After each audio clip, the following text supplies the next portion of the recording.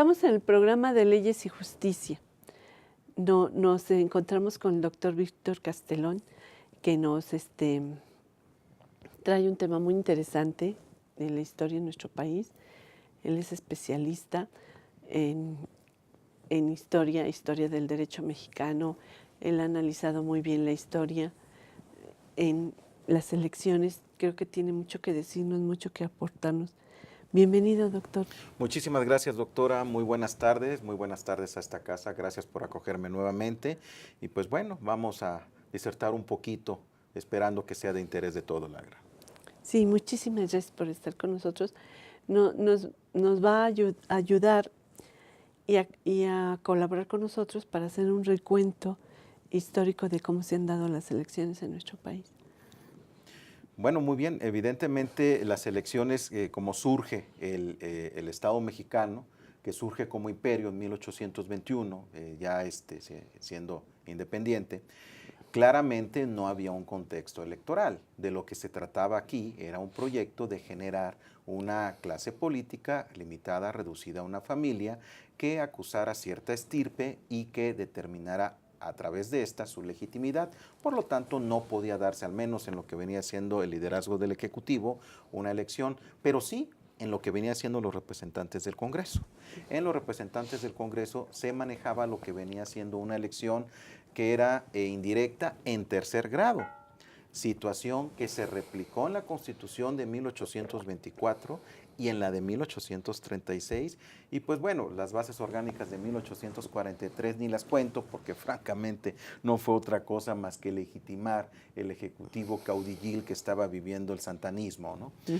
Francamente yo me iría a lo que viene siendo el acta de reformas de la Constitución de 1824, llamada Acta de Reformas de 1847, en donde no se toca la materia electoral, salvo en el caso del Ejecutivo, para la desaparición de la vicepresidencia, porque había una particularidad, un gran defecto en la Constitución de 1824. En la Constitución de 1824, para elegir al Ejecutivo, era por mayoría simple, en esta situación indirecta en tercer grado, en donde el que quedaba en segundo lugar era elegido vicepresidente, lo cual que implicaba que tu enemigo político iba a cohabitar políticamente contigo. Entonces, eso explica esas dicotomías tan extrañas, tan sui generis, esos híbridos tan raros que se daba de que estaba en la presidencia, por ejemplo, Santana, y estaba en la presidencia, una persona pensante y completamente liberal y que no vacilaba en el sentido, que era Valentín Gómez Farías, que genera la primera generación de leyes liberales en 1833. Entonces, esto se trató de replantear porque francamente no permitía que hubiera estabilidad política en el Ejecutivo.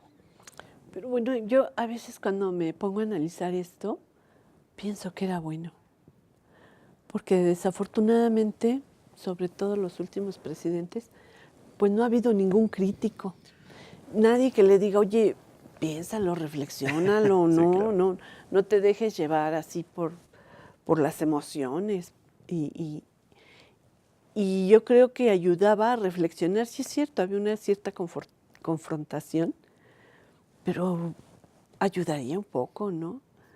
Porque si no se van por la libre, cuando obtienen la mayoría en las cámaras, se van por la libre y sacan las reformas que en lugar de ayudar, perjudican a nuestro país. Sí, bueno, había un mecanismo por ahí de control político que era el Supremo Poder Conservador en la Constitución de 1836 que servía para esto. Francamente, hubiera sido bastante interesante. De hecho, de donde se basó el constitucionalismo mexicano para crearlo fue la Constitución brasileña de 1824, que fue vigente hasta 1875. Es decir, fue un éxito. Lo que querían los constituyentes de 1836 en México era que hubiera estabilidad política, cosa que no había desde la colonia. Sí, había azonadas, golpes de Estado, cambio de proyecto, peor que en el sexenio del que nos quejamos hoy en día. En aquel momento era mucho más breve el tiempo, ¿no? Y pues bueno. Si nos ponemos a analizar, cada 100 años hay un movimiento que descontrola a nuestro país económica y socialmente. 1810, la independencia. 1910, la revolución. 2010, la lucha contra el narcotráfico. Es la verdad, ¿eh? Si nos ponemos a ver, es como si hubiera un movimiento cada siglo, cada 100 años. Y este movimiento, en lugar de consolidar, separa y ha afectado a nuestro país, ¿no? Sí, claro, las sociedades son dinámicas, no son estáticas. Sí, dirían nuestro público, bueno, ¿y qué pasa entonces con el constitucionalismo estadounidense? Tiene más de 200 años intacto. Bueno, pero lo que pasa es que la creación del derecho está ahí encargado a los jueces. Los jueces son los que actualizan con sus resoluciones, con sus precedentes, lo que viene siendo la construcción del sistema jurídico. Por lo tanto, no necesitan modificar lo que viene siendo su constitucionalismo. Ahí están los valores, parten de ahí y interpretan o reinterpretan lo que viene siendo a través de sus sentencias de acuerdo al momento político oportuno. ¿Sí? Sí. No va a ser lo mismo cómo interpretaban los jueces actualmente. Estoy hablando de Estados Unidos el día de hoy o hace 100 años, por supuesto. ¿Sí? Y en el caso mexicano, pues bueno, el caso mexicano acusa una serie de circunstancias diferentes. La Constitución vigente, la Constitución de 1917, nosotros sabemos que está empapada de un positivismo que no permitía tanto generar este movimiento y con independencia de esto, en el siglo XIX, pues también se definió que el papel de la Corte Suprema de Justicia en términos de la Constitución de 1857 iba a ser no politizarse y por lo tanto no iba a andar interpretando, iba a aplicar literalmente la letra de la ley, circunstancia que los constituyentes del 16-17 se aseguraron con ese positivismo rampante que tiene nuestra Constitución. Sí. Sí, tenemos que aprender de nuestra historia para evolucionar, ¿no? Definitivamente. Porque hemos estado dando pasos de retroceso en lugar de avance. Y eso ha sido muy grave para nuestro país, ¿no? Sí, definitivamente. Ahorita necesitamos un replanteamiento constitucional. No sé si existe la coyuntura política, mi opinión personal es que no, ojalá me equivoque, pero sí necesitamos replantear la agenda constitucional, definitivamente.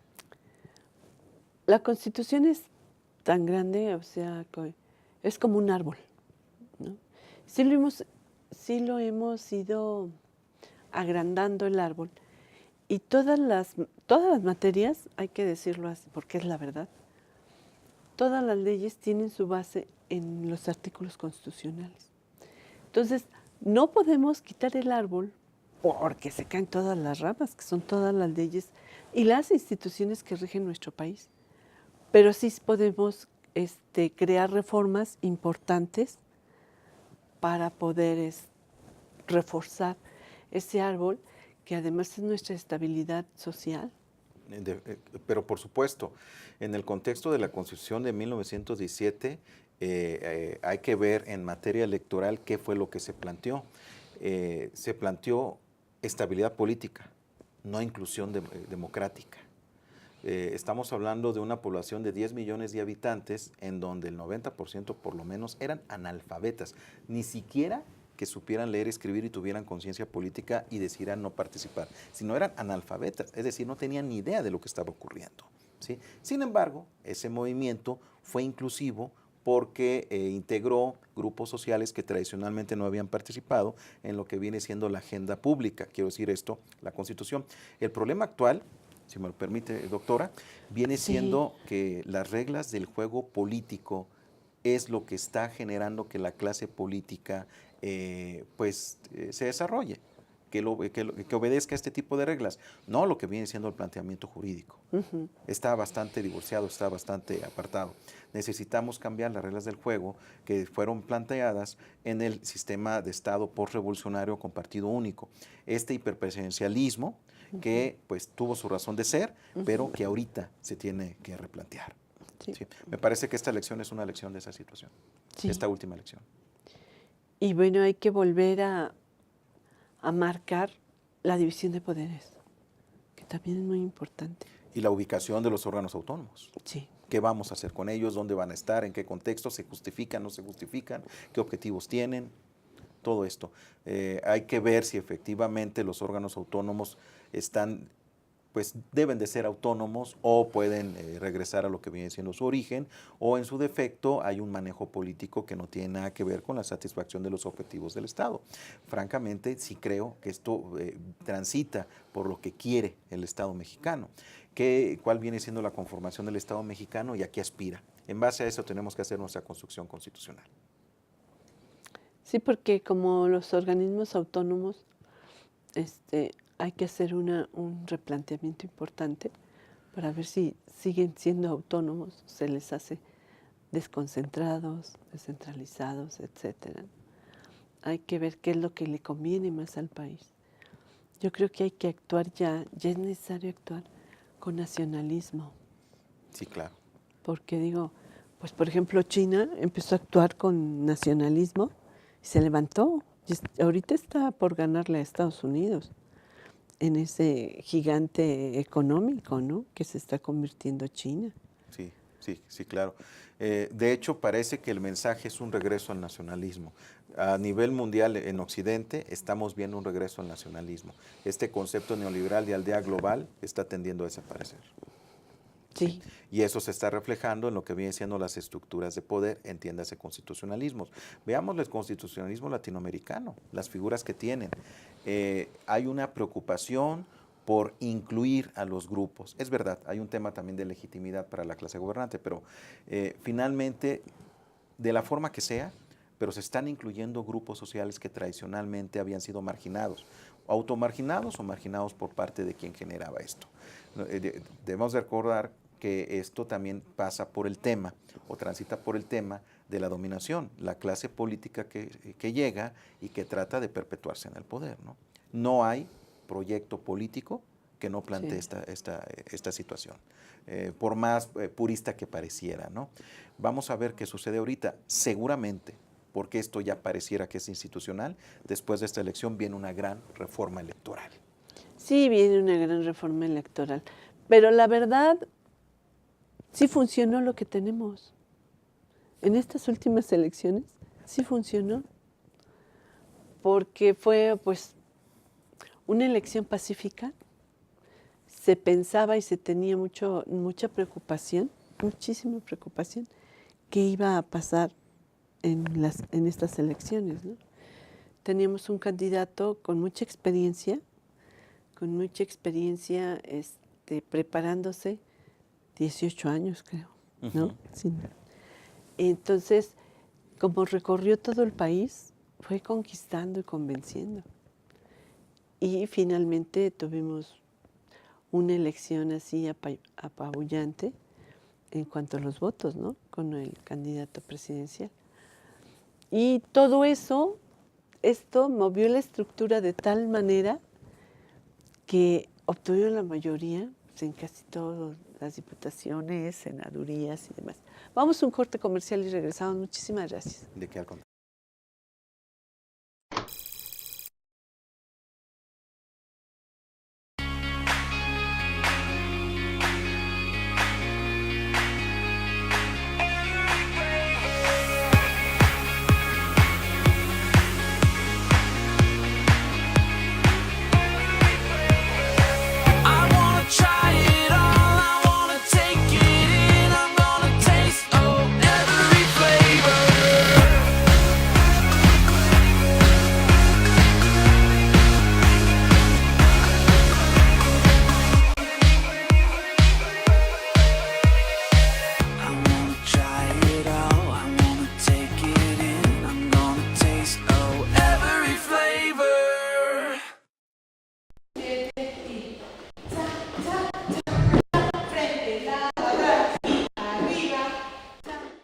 Para mí el baile es como una terapia porque me ayuda a relajarme, a desestresarme y a sentirme mejor.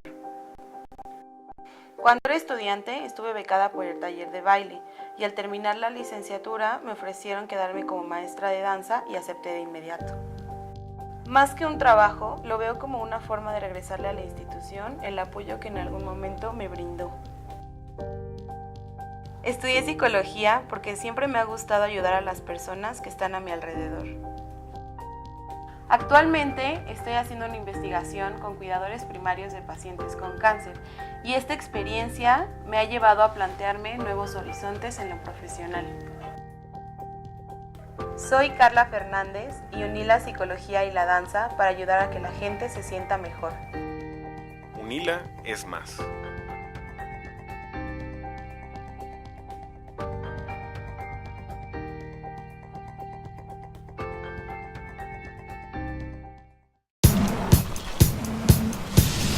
Para cuando sudamos la camiseta.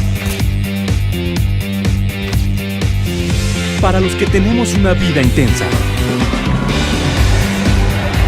Porque todos necesitamos rehidratarnos. Electrolit, hidratación total, científicamente hidratante.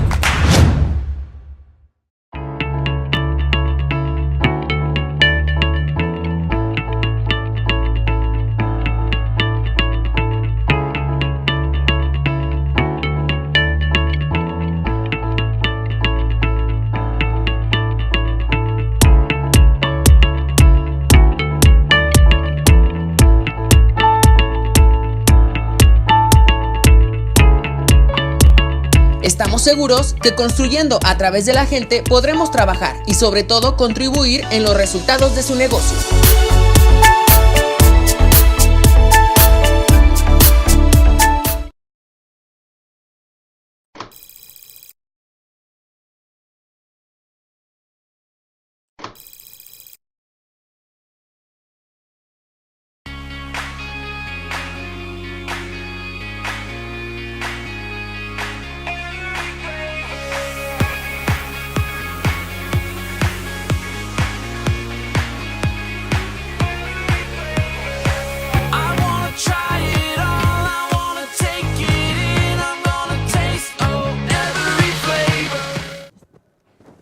Estamos en el programa de Leyes y Justicia, pues analizando con el doctor toda nuestra evolución histórica en materia de elecciones.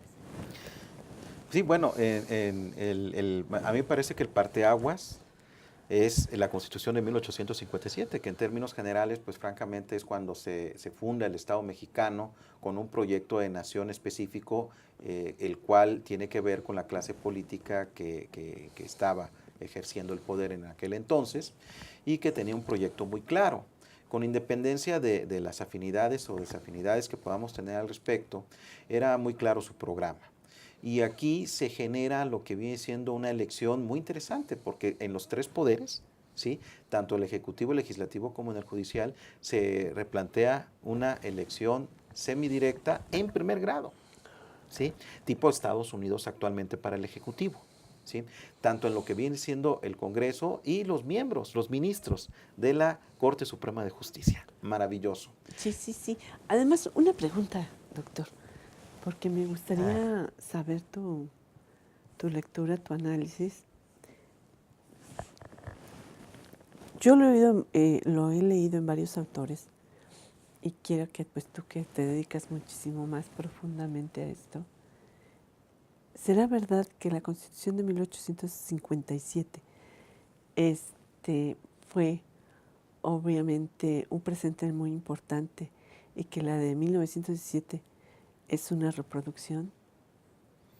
Yo tengo la impresión de que la Constitución de 1917 es una reedición, es una revisión de lo que es la Constitución de 1857. La Constitución de 1857 tiene una serie de características, como por ejemplo que es individualista, que plantea un justnaturalismo racionalista, que plantea pues un modelo de construcción de Estado muy parecido al estadounidense.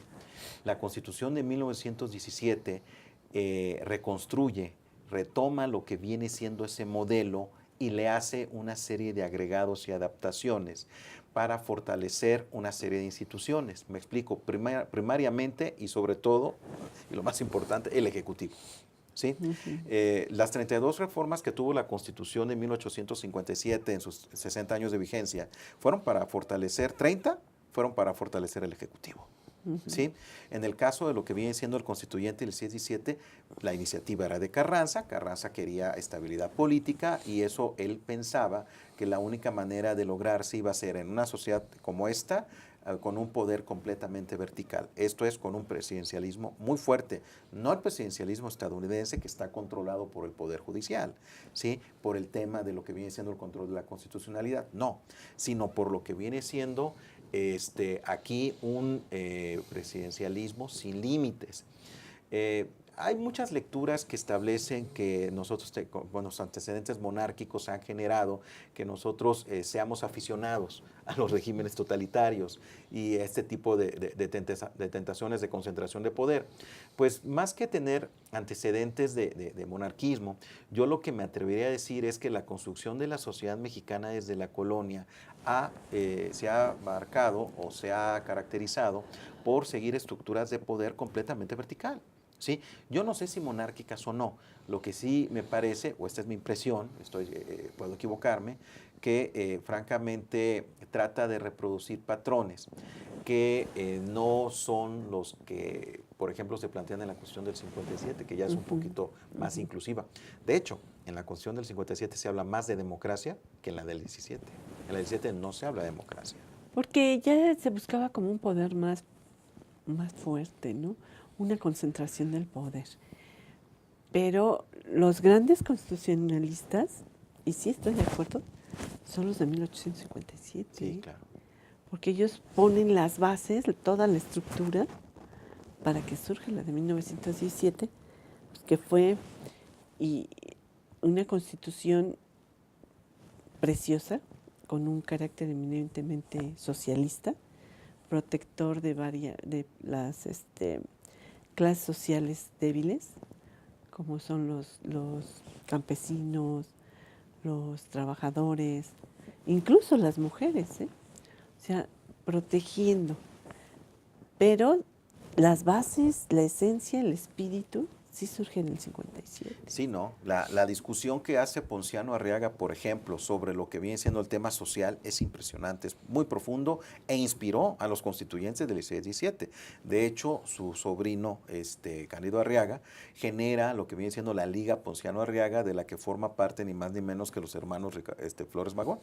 Y pues ya sabemos nosotros quiénes fueron ideológicamente los hermanos Flores Magón y cómo incidieron a través de sus textos en lo que viene siendo el ideario político que integró lo que es el constituyente del 16-17.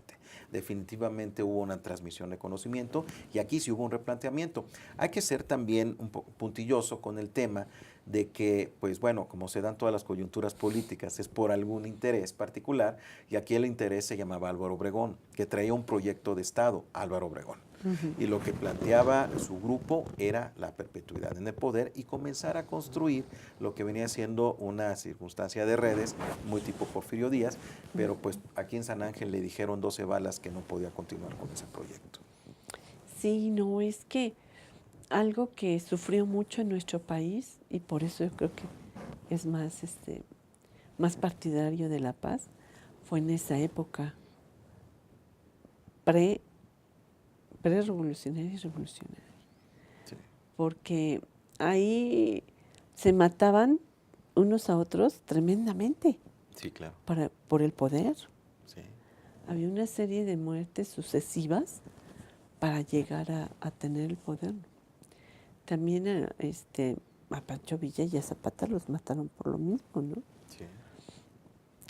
Pancho Villa ya quería retirarse, ya quería decir, no, pues ya me voy a dedicar aquí a mi rancho, a la cosecha, a la agricultura, a mantener a mi gente bien y demás.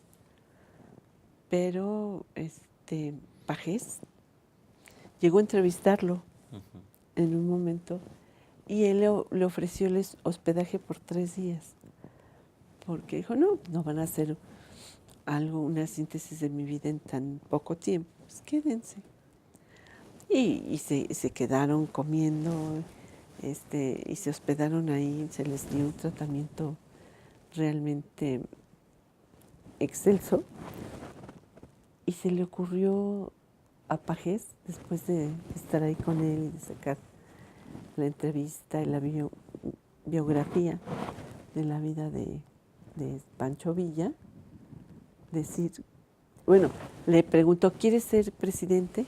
Y él dijo, no, ya no quiero ser presidente, yo no quiero, ya fui gobernador y lo que quiero es pues la paz y yo no estoy tan preparado, porque él sí reconocía, con estudios no estoy tan preparado como para llegar a la presidencia del país. Tiene que llegar un presidente con mucho más preparación que yo a gobernar este país. Sin embargo, Pagés escribe que quiere Pancho Villa llegar a ser presidente, ¿no? Por eso pues lo mata Calles. Entonces, por eso, y en las calles decían, en las calles de la Ciudad de México, decían, ¿quién mató a Pancho Villa? Decían, cállese, señor, cállese, señor. Sí, como con Álvaro Obregón, ¿no? Sí, Cállese la boca, ¿no? sí, calles. Pero hay algo así muy, muy increíble, que entonces Pagés le remuerde la conciencia y saca un libro que se llama Yo maté a Pancho Villa. Porque dijo lo que no había dicho Pancho Villa y por eso mataron a Pancho Villa, ¿no? Sí. Y esa serie de matanzas constantes, esa inestabilidad que tuvo nuestro país, pues todavía viene de nuestros abuelos y bisabuelos, está cercana. Entonces ya México decidió ser un país pacífico, porque por experiencia histórica, pues vio que la paz era lo mejor para tratar de mantener una economía y una paz social, ¿no? Sí, claro. Es un personaje muy interesante, Villa. Es un personaje que no lo hemos estudiado debidamente, que necesitamos generar lo que viene siendo profundidad en el personaje, porque francamente nos vamos por la simpatía que genera, o la antipatía que genera el personaje. Desgraciadamente la historia del bronce nos muestra diversas facetas que no necesariamente son objetivas, ¿no? Manifiesta lo que usted dice y aparte cierta simpatía por un candidato o por un precandidato, y eso despierta el celo de Carranza, ¿no? Y pues bueno, ya sabemos lo que sucede. Porque él quería mucho a Madero. Sí, no. De hecho, Madero lo nombró general. Sí, Madero lo nombra general. Él era, para Pancho Villa, su ídolo era Madero, Francisco Madero. Era su ídolo y él creía que era lo mejor para México. Y en los funerales, las fotos, que ya había fotos en esa época, en las fotos él sale llorando ante el ataúd de Francisco y Madero. Pues le habían matado a su... él era fan de Francisco Villa, entonces le habían matado a su ídolo, ¿no? Sí, sí había identidad entre los personajes. Sí, definitivamente había cierta situación particular por ahí que generó que esto rindiera frutos, ¿no? Pero también al mismo tiempo que se rindiera cierto celo, porque la clase militar no estaba muy de acuerdo en que una persona que no había transitado por lo que venía siendo las escuelas militares o la carrera militar fuera nombrado general por el presidente. Yo creo que de ahí pues no se consideró algo acertado, ¿no? Por parte de Madero. Sí, no, definitivamente. Hay que decir que los 15 meses de Madero, los de gobernante, fueron no caóticos, sino que hubo mucha inestabilidad política para permitirle el gobernar. Ahora, la lógica política de la sociedad en aquella época y también un poquito antes inclusive, desde lo que viene siendo, me atrevo a decir que la reforma, tiene que ver mucho con la figura del Ejecutivo. No, hemos descuidado mucho que las otras instituciones también participan en gobierno. Actualmente estamos viviendo un cogobierno entre el Ejecutivo y el Legislativo. Hay autores que el día de hoy dan la lectura de que la elección del 1 de julio fue un mandato específico para que el presidente pudiera hacer diversas circunstancias, y esto incidió en que tuviera en el Congreso la representación que finalmente obtuvo. Yo no comparto esa lectura. A mí me parece que la sociedad se volcó con el pensamiento del Ejecutivo, no con lo que viene siendo generar alguna fórmula o alguna extensión de mandato o alguna interpretación complementaria en el entendido de que cogobierna también el poder legislativo, ¿no? Habría que ver, me parece que necesitamos hacer un poquito más de tarea como ciudadanos. Y yo creo que hay que tener más educación electoral. Sí, definitivamente. Porque el voto hay que diversificarlo y no dejarle todo el poder a una sola persona. Porque mucha gente votó por un partido parejo, ¿no? Presidente, diputados, senadores en su amor o idealización al partido y al candidato. Y pues lo único que el resultado fue dar más poder. Puede ser. Las cámaras son un freno para que el presidente no haga lo que quiera, sino es un freno para que se analicen profundamente todos los proyectos de leyes y que se proteja más al país, ¿no? Claro. Entonces ahí yo sí no estuve muy de acuerdo en eso, pero bueno, la evolución democrática y de las elecciones en nuestro país, pues tiene que seguir y tenemos que seguir aprendiendo de todo esto, ¿no? Definitivamente, claro.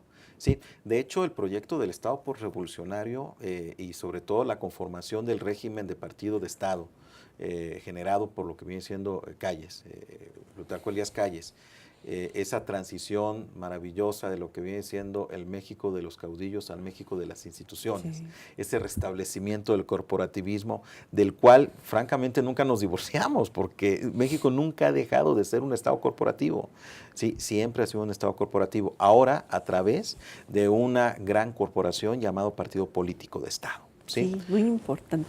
Vamos a un corte comercial y regresamos. Muchísimas gracias, doctor.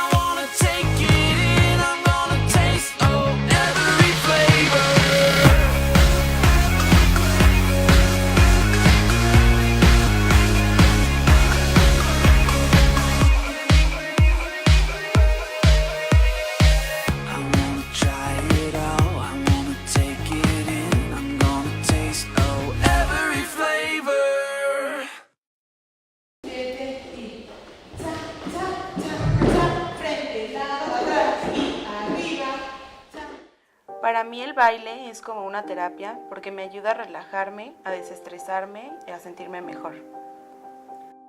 Cuando era estudiante estuve becada por el taller de baile y al terminar la licenciatura me ofrecieron quedarme como maestra de danza y acepté de inmediato.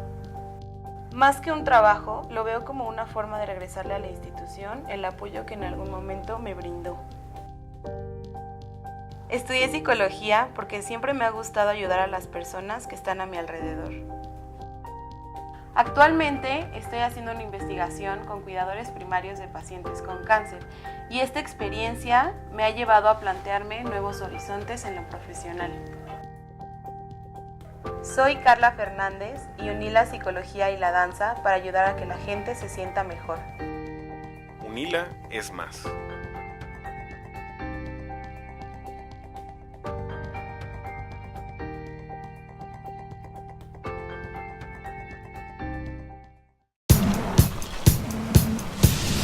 Para cuando sudamos la camiseta. Para los que tenemos una vida intensa. Porque todos necesitamos rehidratarnos. Electrolit, hidratación total, científicamente hidratante.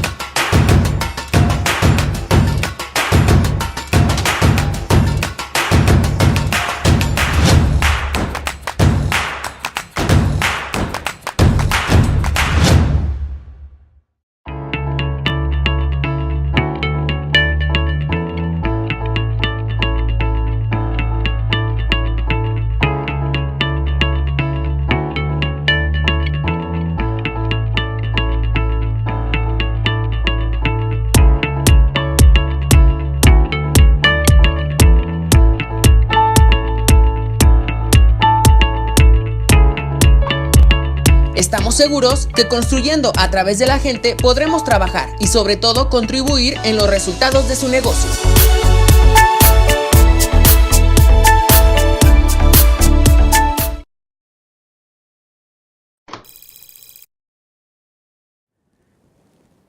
Estamos en el programa de Leyes y Justicia tratando este tema tan interesante de la historia de las elecciones. Pues doctor Víctor, yo creo que continuamos, ¿no? No, pues con mucho gusto. Platicamos antes del corte del proyecto del Estado posrevolucionario, ¿no? Hiperpresidencialismo que garantizaba un control político en base de lo que venía siendo el manejo de lo que es el partido de Estado, en una dicotomía muy interesante. El jefe político era al mismo tiempo el jefe del Estado. Por lo tanto, había un aseguramiento de poder. Evidentemente estaba hiperconcentrado, pero eso generaba que los otros poderes estuvieran subordinados, ¿sí? El Congreso estaba subordinado al presidente, el Poder Judicial ni se diga, y bastante vituperado. Me parece que ahorita, después de esta situación que estamos viviendo, francamente desde ciertas reformas en materia de derechos humanos, se está replanteando el papel de algunas instituciones. El Poder Judicial va a replantearse y sería muy interesante que siguiera el camino que ya comenzó de vigilar las actuaciones de los otros dos poderes, ¿sí? En su propia lid y interpretando lo que viene siendo la sociedad mexicana, no repitiendo el modelo estadounidense, que aparte tiene una problemática diferente, ¿sí? Pero bueno, me adelanté mucho. Pero es muy interesante ese tema, porque incluso se había hablado de un tribunal constitucional, ¿no? Ah, sí, claro. Y entonces ahí la Corte, ¿qué, no? Es algo interesante y de lo que se ha estado hablando mucho. ¿Cuál es su lectura, su punto de vista, doctor? Yo creo que todavía que estamos en el camino. Yo creo que probablemente en una generación se pueda concretar un poquito más de luz al respecto. Mi opinión particular es que requerimos un tribunal constitucional, ¿sí? Aparte de un tribunal de legalidad como fue diseñado originalmente la Suprema Corte de Justicia de la Nación, que como bien sabemos, a partir de las reformas dadas en 1994, pues incluyó otro tipo de funciones que son las que acabamos de mencionar, ¿sí? Aparecen otros medios de control de la constitucionalidad, aparte de lo que viene siendo el juicio de amparo, las acciones de inconstitucional, las controversias constitucionales, artículo 105, que tienen por objetivo que se respete, el garantizar el respeto institucional de lo que viene siendo la estructura del Estado mexicano, ¿sí? Pero pues bueno, hemos visto en tiempos recientes que algunos conceptos aspiracionales no han sido del todo respetados. Por ejemplo, federalismo, ¿sí? Las instituciones ya no son federales, son nacionales y todavía vivimos un federalismo. Entendido el federalismo como una determinación de competencias en un modelo de un Estado liberal que trata de desconcentrar el poder, no de concentrarlo. Sea la causa que sea, la justificación que se dé. En materia electoral, por ejemplo, se me ocurre que lo que se exponía era que, pues francamente, lo que había sucedido en las entidades federativas era un manejo del Ejecutivo local y que esto daba el traste con lo que era el manejo electoral y que al probar lo que son las instituciones federales que sí funcionaban, pues era mejor que se encargara de esto, ¿no? A mí no me parece la lectura adecuada, me parece que es concentración del poder, no necesitamos un hiperpoder electoral, necesitamos una determinación de instituciones y si lo vamos a hacer, que sea con respeto a lo que plantea la Constitución, necesitaríamos entonces replantear el federalismo mexicano y no es el caso. Sí, está todo este planteamiento que se está proyectando. Creo que hay que pensarlo muy bien, porque puede tener repercusiones o positivas o negativas a futuro, ¿no? Claro. Que el Tribunal Constitucional, bueno, la Corte actualmente también es el órgano encargado de ver las cuestiones de constitucionalidad, ¿no? Sí, claro. ¿Qué tanto conviene crearlo o qué tanto conviene mejor dejar las cosas como están, ¿no? Son cuestiones muy delicadas, en las que sí se tiene que pensar muchísimo, ¿no? Sí, definitivamente, sí. Hay que ver que el Estado mexicano ha basado modelos de otros estados, pero también ha seguido su ruta, Sí. Y de otros países, porque ahora los juicios orales son los juicios que están en la televisión de La Ley y el Orden, Sí, ¿no? claro. Estadounidenses. Es una copia que se está haciendo de estos juicios y en donde pues ya son grabados y demás, pero intervienen en el proceso, intervienen varios jueces. Entonces va pasando el expediente y algunos resultados no son tan pues valiosos como quisiéramos, ¿no? No son tan positivos como quisiéramos. Algunos resultados ya de los juicios que ahora se están ventilando, ¿no? Sí, claro. Bueno, mi experiencia, nota de pie de página, mi experiencia en el foro ha sido muy positiva en materia local. Ajá. Sí, me parece que tenemos asignaturas pendientes, sobre todo en lo que viene siendo el área penal. Sí. Sí, me parece que aquí los operadores jurídicos no hemos sido lo suficientemente atentos. Sí, pero en otras áreas estoy yo francamente muy contento y muy entusiasmado. Sí, sobre todo local. Eso es muy positivo. No hay que decir también cuando las cosas son buenas. No, sí, sí lo creo y pues lo he visto. Y en cuestión penal, pues luego la crítica que ha habido es que los meten por una puerta y los sacan por la otra, ¿no? Porque como ya hay y qué bueno, por un lado está bien, en las fases del proceso ya llegan a convenio las partes. Y por un lado está bien, porque aparte el delito a veces no es tan grave. Y digo, las cárceles en nuestro país pues ya están abarrotadas. Sí, están saturadas. Y entonces, pues en ese aspecto sí ha sido muy positivo, ¿no? Sí, por supuesto. Y esto incide, claro está, en la materia electoral. Vamos a ver qué viene en esta reforma. Hay que participar, porque a lo mejor, ahora sí, las candidaturas independientes van a ser de a de veras. Pues ojalá, ojalá. Bueno, y también se estaba planteando desde hace muchos años la segunda vuelta. La segunda vuelta electoral en materia presidencial. Pero la teoría y la práctica en otros países nos han demostrado que el que gana en primera vuelta, gana en segunda vuelta. Sí. Y que entonces es un doble gasto, ¿verdad?, del que se hace del erario público para llegar a lo mismo. Sí. Porque si son dos vueltas, pues es otra vez echar a andar la maquinota, la maquinaria electoral, para llegar a lo mismo. Entonces, quizás no tenga caso. Esto que pasó es un claro ejemplo de que para qué queremos una segunda vuelta. Hubiera ganado López Obrador en la primera y en la segunda. Sin ningún problema. El resultado hubiera sido el mismo. El mismo. Entonces, ¿para qué le buscamos? Yo siento así, ¿eh? Sí, claro. Porque es lo que se ha visto como resultado en otros países de las famosas segundas vueltas. Sí, aquí el tema es legitimidad. En el caso de la elección del 1 de julio, claramente no hay ningún problema de legitimidad. Eso no hay cuestionamiento alguno. Así como no hubo cuestionamientos con la elección de Madero en 1911, así como sí hubo cuestionamientos y están documentados con la elección de 1871, en donde hizo fraude el equipo de Juárez y Juárez, ¿sí? Y quedó él. Qué bueno que toques ese tema, ¿no? Porque sí nos encontramos con varias situaciones de que Juárez, por ejemplo, entre los individuos como entre las naciones, el respeto al derecho ajeno es la paz. El autor original es Kant. Pero él lo toma en un momento histórico, porque muy inteligente, ¿no? Él lo toma en un momento histórico tan adecuado para la situación, que fue un exitazo la frase. Y la construcción del discurso fue oportuno. Fue oportuno. Entonces fue un súper exitazo, o sea, no le hubiera quedado bien también a Kant como a Juárez. Claro, ¿no? Kant no era político.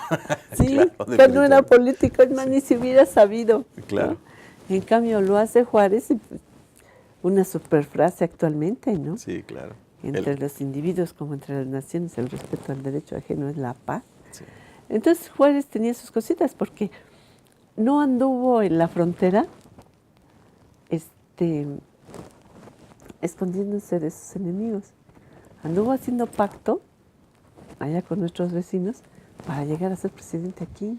Sí, no, cruzó la frontera, eso está documentado, eso fue obvio. Cruzó la frontera, era masón y fue a ver a sus amigos masones norteamericanos, ¿no?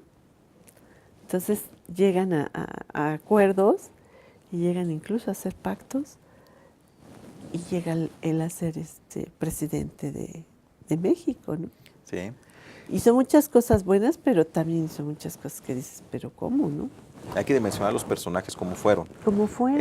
Esta historia del bronce de buenos contra malos, francamente nos hace mucho daño. Claro, porque Sí. son seres humanos. Por supuesto.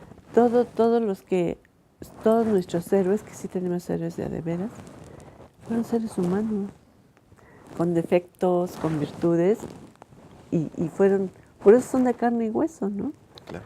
O sea, como ahora la historia real también de doña Josefa Ortiz de Domínguez, que tuvo una hija con Allende, y ahí existe el acta de nacimiento de la hija. Bueno, pues se enamoraron, pues ni modo, ¿no? Claro. Es algo importante y algo histórico, Sí. porque pues fueron realmente héroes de nuestra independencia. Si no ha sido por ellos, seríamos una colonia, Sí, no, tuvieron sea- ciertas iniciativas. o española o francesa, porque ellos con lo que estaban en desacuerdo, porque querían a los reyes, les tenían un gran cariño. Es más, ellos, los llamados insurgentes, habían conformado el ejército de la reina. Se les llamaba los dragones de la reina. Los dragones. Los juniors de la época de la colonia se fueron a estudiar a España, todo esto de inteligencia militar, y llegaron como todos unos estrategas de guerra. Por eso iban ganando, ¿no?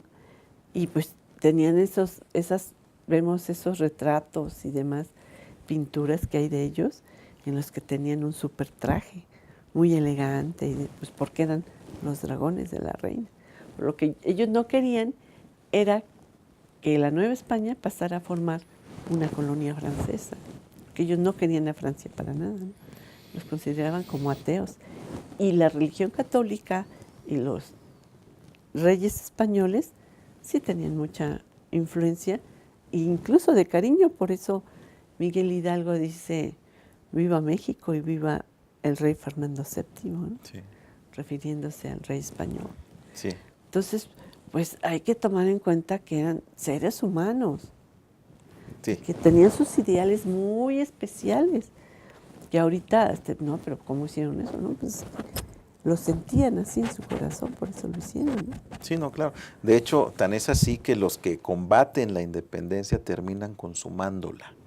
Así es. ¿Sí? Entonces, ven que el proyecto, como estaba con los reyes Borbones y las modificaciones liberales que se estaban radicalizando cada vez más, no era conveniente para los intereses de las corporaciones que estaban en la Nueva España. Entonces, pues mejor plantean la independencia, que todo cambie para que siga igual. Es lo que nos está pasando ahorita, ¿no? Sí, exactamente. Que todo cambie para que siga igual. Sí. Esperemos que no siga igual, que tengamos realmente un cambio nacionalista con amor hacia nuestro país, ¿no? Mucha falta nos hace. Nos hace mucha falta. Ya nada más tenemos 3 minutos. Sí me gustaría un mensaje para el público desde su punto de vista, doctor, tan interesante. Muchísimas gracias, doctora. Pues más que nada tenemos que inspeccionar lo que viene siendo una agenda claramente en materia electoral, no nada más en materia electoral, sino en lo que viene siendo su repercusión en otras materias. Tenemos que recordar que esto se encuentra en la Constitución y la Constitución es una codificación única que no se puede dividir y no está diseñada para segmentarse. Lo que se afecte en una parte de la Constitución tiene repercusión en lo que viene siendo todo el cuerpo. Y francamente, los valores que están ahí en la Constitución a veces no precisamente conviven de una manera sana. De lo que se trata aquí es que sí haya una convivencia sana, porque finalmente lo que se requiere es que haya una sociedad que conviva, se desarrolle, alcance sus objetivos y pues bueno, viva en armonía. Probablemente una idea bastante antigua, probablemente una idea agustiniana, Pero bueno, estamos hablando también de una construcción, una sociedad que es heredera cultural de Occidente, y como platico con mis alumnos, pues nosotros somos herederos, nos guste o no, del mundo helénico, romano y cristiano. ¿Sí? Sí. Y en ese sentido, pues estamos construidos nuestros valores y tenemos esas codificaciones. Y no es malo, tampoco es bueno, simple y sencillamente es como somos. Hay que aceptarnos y hay que actuar en consecuencia. Lo que hagamos tiene que ser en base a nuestra naturaleza, no en base a una copia de algo que haya sido un éxito en otra latitud, que fue diseñado para aquella latitud, no para esta. ¿Sí? Entonces vamos a hacerlo, y con mucho agrado y con profundidad, y sobre todo con mucha objetividad y sin apasionamientos. Muchas gracias, doctor, por haber estado con nosotros. Al contrario. Muchas gracias a todo el auditorio que nos estuvo acompañando y viendo durante todo este tiempo. Este programa, pues, lo tendremos en el aire en YouTube después de este día que hoy se transmitió en vivo. Y muchas gracias por haber estado con nosotros. Yo soy Leti Rojas. Muchas gracias, Víctor Castellón, a sus órdenes, muy amables. Hasta luego. Buenas tardes.